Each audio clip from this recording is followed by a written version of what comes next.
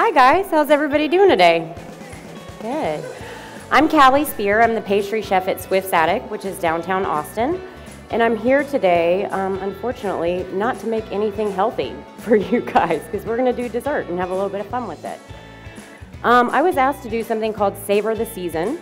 So my kind of thought process on that was doing something sort of apple-y, fall, something fun, incorporating some sort of cereal ingredients, something that I like to do. I like to use products that are a little bit nostalgic of childhood, fun, and just have a good time with what we're doing today.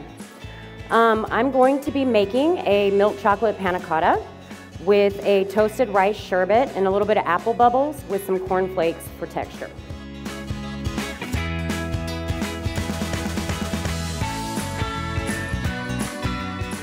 So for the panna cotta, we're going to take this chocolate, get out of the bowl. Just a little bit of salt in there. Anytime you use chocolate, always use salt. Makes it a lot better. I have some milk here that I'm heating up. Got a little head start on it, so we hadn't have to wait forever. And I have some bloom gelatin. I don't know if anybody's ever used sheet gelatin. It has a better texture than using powdered gelatin. The mouth feels a little bit better, but you always have to soak it in ice water so it gets nice and soft before you use it. Makes it easy to dissolve. So here we're gonna let this come up. You never want to boil gelatin. Boiled gelatin will deactivate, so don't let it do that. You know, just get it nice and hot to be able to dissolve it, turn the heat off, let it kind of do its own thing. Okay, so this is up to a boil. We're gonna drop this gelatin in. Get that nice and dissolved. And then we're gonna pour this over the chocolate and let that melt.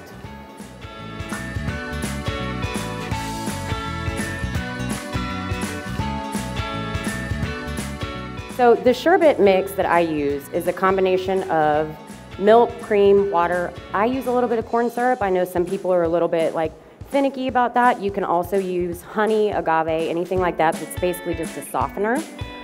I took some basmati rice, puffed it up. When you do puffed rice, it's very easy to do, but you have to use an oil that doesn't burn very easily. So we use grapeseed oil because you have to take the temperature up to 450 degrees. Anything else will actually burn and blacken. So we take the rice, don't cook it, nothing, put it straight into the oil, let it puff. For this application, I toasted it a little bit just to infuse that flavor a little bit more. We don't have an ice cream machine, obviously, out here, so, just for funsies, I'll show you what I would do. I would do this, boil it, let it sit there for at least 30 minutes. That's gonna really infuse the flavor really well in there. And then at that point, you would chill it down, spin it, and you can use, if you have, the little ice cream machine from Target, you can use it, and it'll work perfectly for what, you're trying to do at home. So at this point, we're gonna get this all nice and incorporated. So you guys can see all that chocolate is nice and melted. So a panna cotta, traditionally, people just would do this, set it with gelatin, maybe add a little bit of cream, and so the texture is very almost not jello, but soft jello, creamy jello. I cheat and I whip my cream so that you have almost a nice fluffy mousse-like texture, and it's sort of, I don't know, adds a little bit of a surprise. People order panna cotta and think that they're getting something that's the traditional Italian version, but it's just this nice, airy, light sort of cloud. But one of the tricks to this is that you have to let this cool down to almost room temperature. For this, we'll use an ice bath just to get it nice and cool, but if you try to add whipped cream into something that's really hot, it's just gonna melt and be a puddle and, kind of a disaster. So for right now, we're gonna put this in that ice bath and let it start cooling down.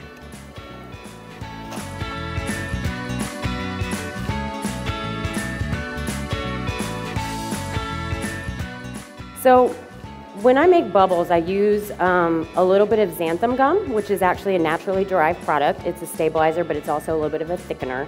So what I'm doing virtually is making an egg white or a meringue out of something that's not egg. So we're gonna use a little bit of xanthan gum to give it just some structure, something to hold the air. Otherwise, water won't ever hold air like that. So we'll thicken it a little bit. I know people are always really afraid of these chemicals, but they're not even really truly chemicals. I mean, they're naturally derived from bacteria, things like that.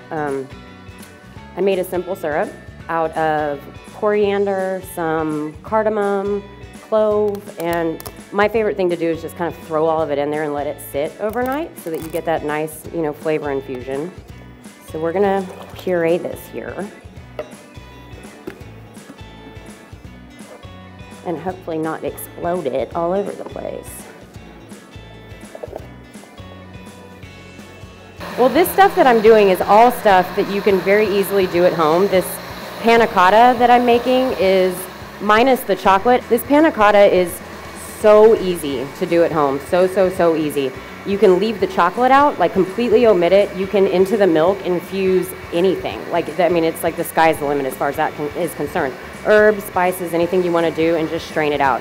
The sherbet is so easy. It requires one pot. That's it. You can add anything into it. Like I said, today I chose to do toasted rice. So right now, and I apologize in advance, this mixer is going to be like really loud and weird. We're going to whip this cream.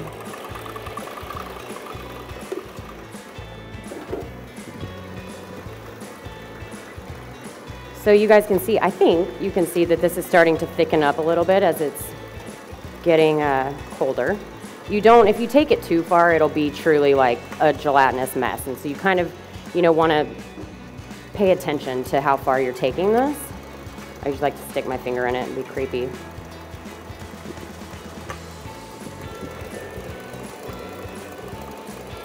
We'll wait for this cream to be done.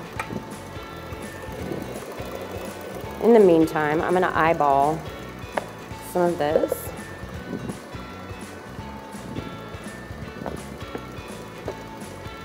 There's a pretty specific ratio to this bubble stuff. The only thing bubbles don't work with, they don't work with alcohol very well, anything alcohol related.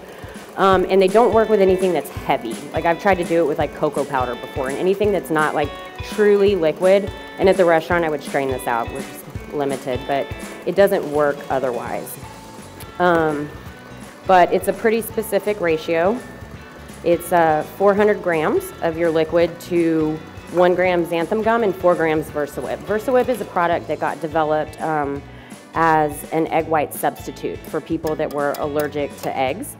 And so it is awesome for that, but then also really fun for applications like this, because then, like I said, you can make meringues and foams and whatever out of anything. You can even put them in the oven after you do them and dehydrate them and make little crispy meringue. So this panna cotta is almost done. So we'll fold in this cream.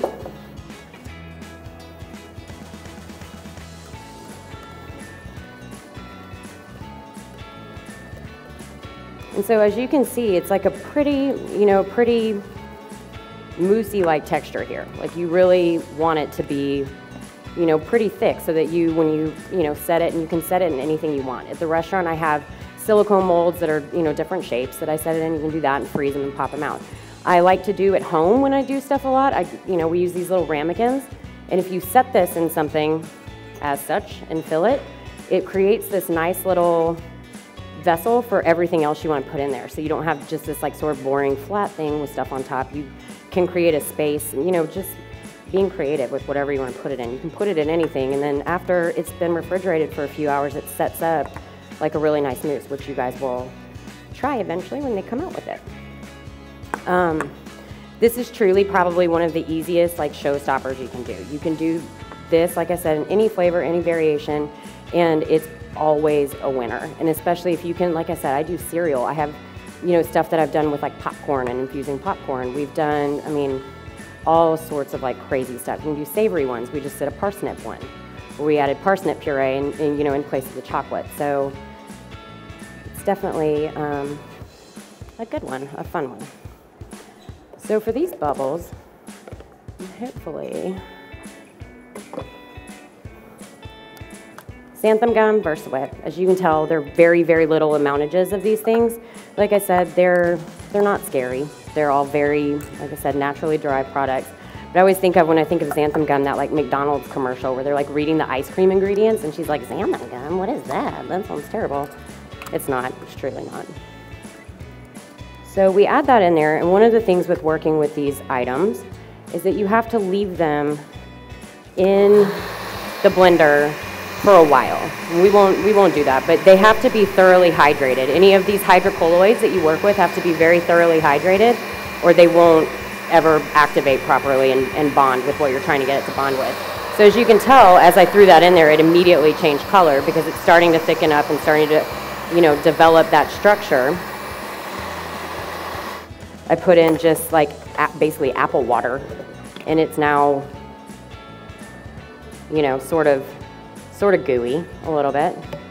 So basically at this point, we let that sort of hydrate those chemicals, and then you throw it in a mixer and you let it just go, and it starts like just growing in volume. And it does, it takes a little bit, and the longer you whip something like this and the longer you let that structure build, the longer it will actually hold. And so you can even, in theory, make all of these items and keep them, you know, at least a day in advance if you wanted to do any of that.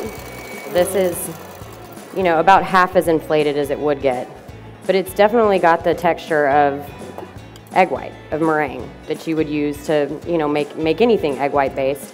And then after a little bit of time and resting, it rests into that sort of foam-like texture. And I think we went through this really fast, you guys.